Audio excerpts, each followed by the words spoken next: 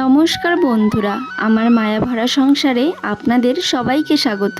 আজ আমি আপনাদের আমার সেই বাচ্চাদের সাথে পরিচয় করিয়ে দেব যারা কথা বলতে পারে না, কিন্তু ভালোবাসা দিতে কিছু কম জানে না। আজ আপনাদেরকে জানাবো ওরা সারাদিন কি করে, আমাদের দিনটা ঠিক কিভাবে শুরু হয়। তাহলে চলুন শুরু করা যাক। সকালবেলায় যখন আমি ঘুম থেকে উঠি তখন দেখি ওরাও আমার সাথে সাথে উঠে যায়। আমার দিদা বাড়ি আমার বাড়ির একদম পাশে। রোজ সকালে দিদা আমাকে চা খাওয়ার জন্য ডাকে। আর মজার ব্যাপারটা কি জানেন, আমি যখন দিদা বাড়ি গিয়ে চায়ের কাপটা হাতে নিই তখন দেখি সব পিছন পিছন আমার সাথে চলে গেছে। আর আমার দিদা বাড়ির সকলেই ওদেরকে খুব ভালোবাসে। দুপুর হলেই শুরু হয় ওদের রান্না বান্না। এর আগে অনেক কষ্ট করে ওদেরকে খাওয়াতে হতো। আপনারা যারা যারা আমার ভিডিও দেখেন সকলেই জানেন আমার পরিস্থিতিটা ঠিক কেমন। আপনাদের সকলের আশীর্বাদে ওদের খাবারটুকু ঠিক জোগাড় করে ফেলি। আজ ওদের জন্য রান্না করছি চিকেন খিচুড়ি, যাতে দেওয়া আছে ডাল, চাল, বিনস, গাজর, আলু, কুমড়ো, আরো অনেক কিছু। ও সরি, ওদের সবার ফেভারিট মাংসটাই তো বলতে ভুলে গেছিলাম।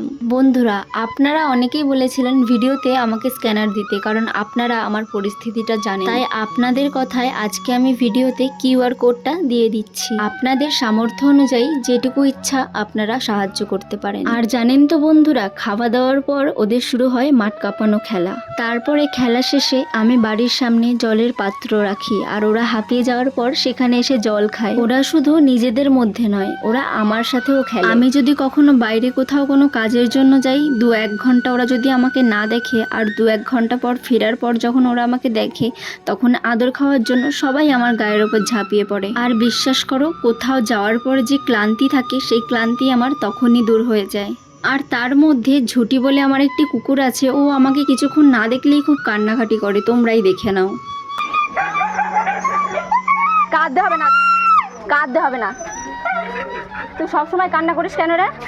কোথাও দিয়ে আসার পর দেখলে বন্ধুরা, এটাকেই বলে ভালোবাসা। আমি ভিডিওর শুরুতেই বলেছিলাম না, পরিচয় করিয়ে দেব তাদের সাথে যারা কথা বলতে না পারলেও ভালোবাসাটা ঠিক বোঝে। তারপরে রাত হয়ে যাওয়ার পর ওদেরকে আমরা আগে রান্না বান্না করে খাইয়ে দিই, তারপরে আমরা নিজেরা খাই, তারপরে ঘুমিয়ে পড়ি। জানো তো বন্ধুরা, এই কথাগুলো শুনতে যতটা সহজ, এর পেছনে পরিশ্রমটা ঠিক ততটাই কঠিন। একটা মানুষের সন্তানকে বড় করে তুলতে যেমন খাটনি হয়, ঠিক তেমনই এই 15 থেকে 20টা অবলা বাচ্চাকে ছোট থেকে বড় করে তোলার পেছনেও অনেক খাটনি আছে। তার উপরেই আমরা একটা গরিব বাড়ি থেকে বিলং করি, যারা কিনা নিজেরাই ভাড়া বাড়িতে থাকে, নিজেদের মাথার গোজার ঠাঁই নেই। সবকিছুর পরে বুঝলাম টাকা পয়সা থাকলেই সবকিছু হয় না, একটা মন প্রয়োজন হয়, মায়া মমতা প্রয়োজন হয়। আমার কাছে এই সব জিনিসই আছে, শুধু যেটার অভাব সেটা আপনারা বিন্দু বিন্দু করে সাহায্য পাঠাচ্ছেন। অনেক ধন্যবাদ আপনাদেরকে। দেখা হচ্ছে পরের ভিডিওতে, ভালো থাকবেন।